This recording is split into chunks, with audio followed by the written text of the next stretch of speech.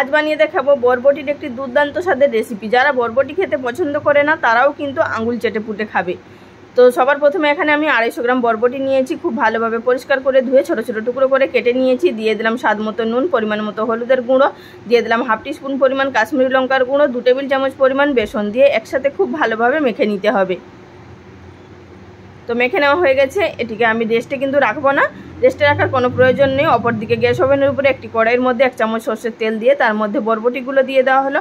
বরবটিগুলো দিয়ে গ্যাসের flame medium to হাইতে থাকা অবস্থাতে প্রথমে একটু নাড়াচাড়া করে মিশিয়ে নেব। তারপর গ্যাসের ফ্লেম লোতে করে দিয়ে এটিকে ঢাকা চাপা দিয়ে মিনিট 2-3 জন্য ভেজে নিতে হবে আমাদের। তো দেখতেই পাচ্ছেন এখানে বরবটিগুলো হালকা ভাজা হয়ে গেছে। এবার এগুলোকে তুলে নেব।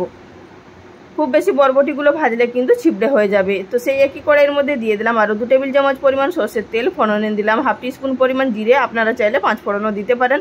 দিয়ে দিলাম একটি বড় সাইজের পেঁয়াজ, হালকা করে ভেজে নিলাম।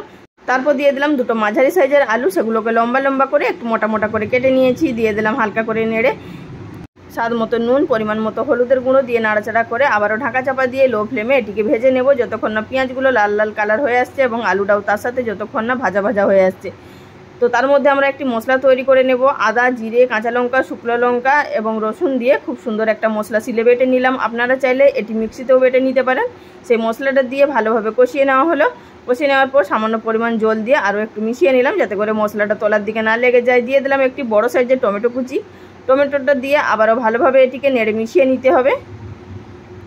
মিশিয়ে নেওয়ার পর ঢাকা চাপা দিয়ে এটিকে কষিয়ে কষিয়ে রান্না করে নিলাম যতক্ষণ না আলুগুলো প্রায় 80% অবধি সিদ্ধ হয়ে যাচ্ছে। তারপর এখানে ভেজে রাখা বরবটিগুলো দিয়ে আবার এটিকে নেড়ে চেড়ে 2 মিনিটের জন্য মিশিয়ে নেওয়া হলো।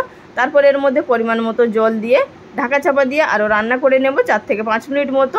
এতে করে বরবটি এবং আলু খুব সুন্দরভাবে একসাথে মিশে যাবে এবং একটা গা মাখা ভাবও চলে আসবে।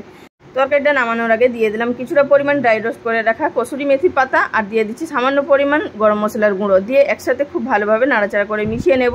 এবার গ্যাসের ফ্লেমটা বন্ধ করে দিয়ে ঢাকা দিয়ে কিছুক্ষণ স্ট্যান্ডিং টাইমে রেখে তারপর আপনারা পরিবেশন করুন ভাত, রুটি, পরোটার সাথে।